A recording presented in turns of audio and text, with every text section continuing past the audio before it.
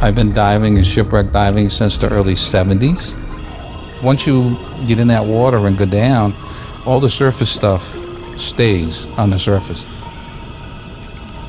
There's nothing like going on a shipwreck and going inside of stuff and, trying to imagine the guys in there doing their job and you're sitting down on the bottom and trying to figure out what was going on and what was in there.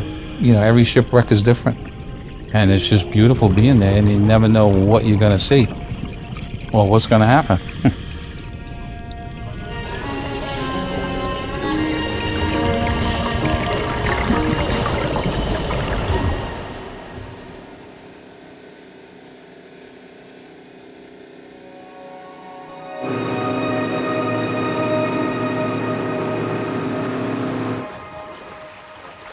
That's me.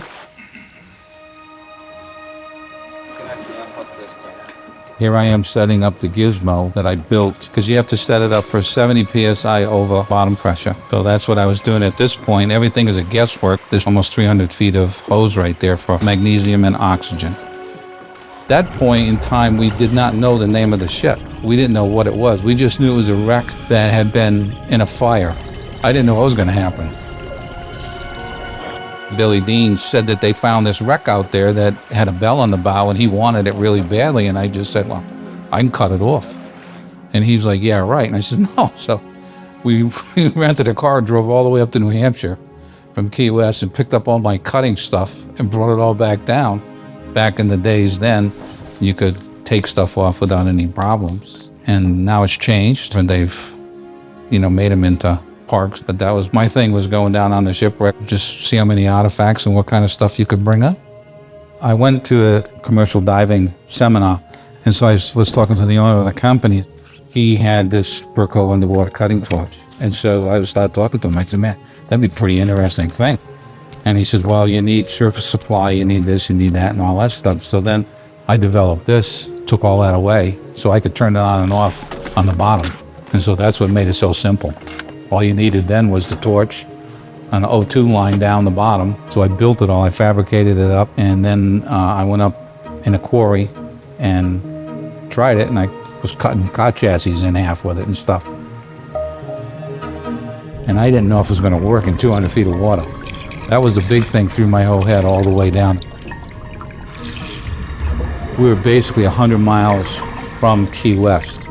So we were just out in the middle of nowhere, and this is in 91. So you didn't have GPSs, you didn't have all the stuff you had today. And so we were basically on our own. We had a beautiful day. The ship was in a little over 250 feet of water, and we did 25 minutes at 200 feet. Most of the shipwrecks are all beaten up and flattened down. The Rhine is not. She is a Hollywood wreck. She is right there. The back end of the ship was kind of messed up, but from the bridge forward, it was perfect. It was just as if it was steaming through the bottom. All the king posts were all there. The booms on them were all there. The deck was all there. And he went up on the bow and the forecastle, and there was the bell. Once we got on the bottom, it took about 7 seconds aside to cut it off. You wouldn't think you could see flame underwater, and you do with this stuff.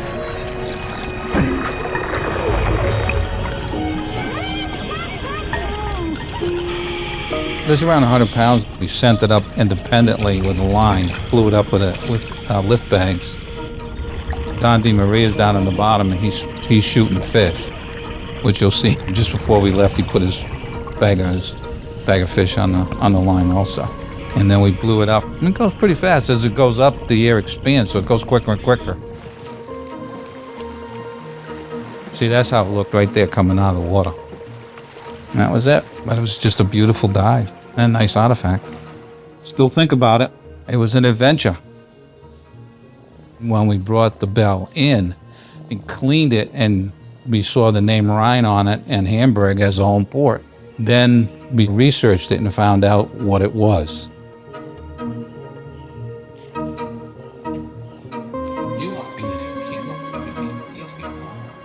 The Rhine was a German ship.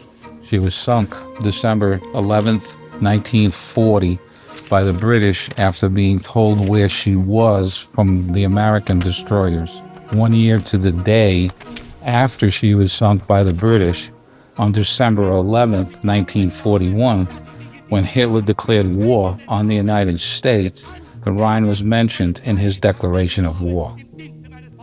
It was sunk before we were in the war, and we were neutral, and we told the British where the ship was. So that was against international rules at that point in time. To look at the politics we're going through today, you can just see history repeats itself. I think that needs to be remembered, especially with the bell brought us into war. My father served in World War II. He was in the Army. He went in on Omaha Beach. He did not talk about it. You know, most of the guys that saw the bad stuff, they didn't talk about it. Every now and then he'd go to the VA hospital in Rhode Island. I guess he's seen some pretty bad stuff. And I don't recommend war to anybody. It's just not a good thing. And so people need to be aware of, this is history that really happened, and the thousands and thousands of lives that were lost. I think we're losing touch with it. Everybody's all about me. And that didn't happen in World War II. It wasn't about me.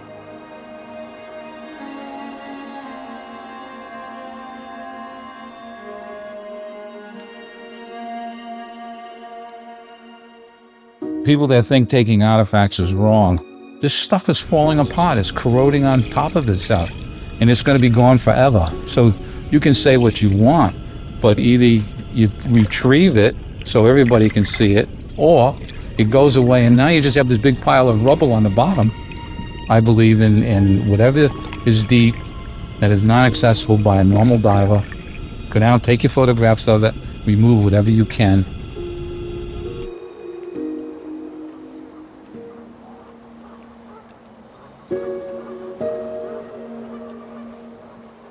When I first started diving, I figured, well, I'll be diving for a couple of years and then I'll move on to something else. And here I am, still doing it. It's just that gets in your blood. My name is Frank Benoit, and I recovered the bell from the freighter Rhine.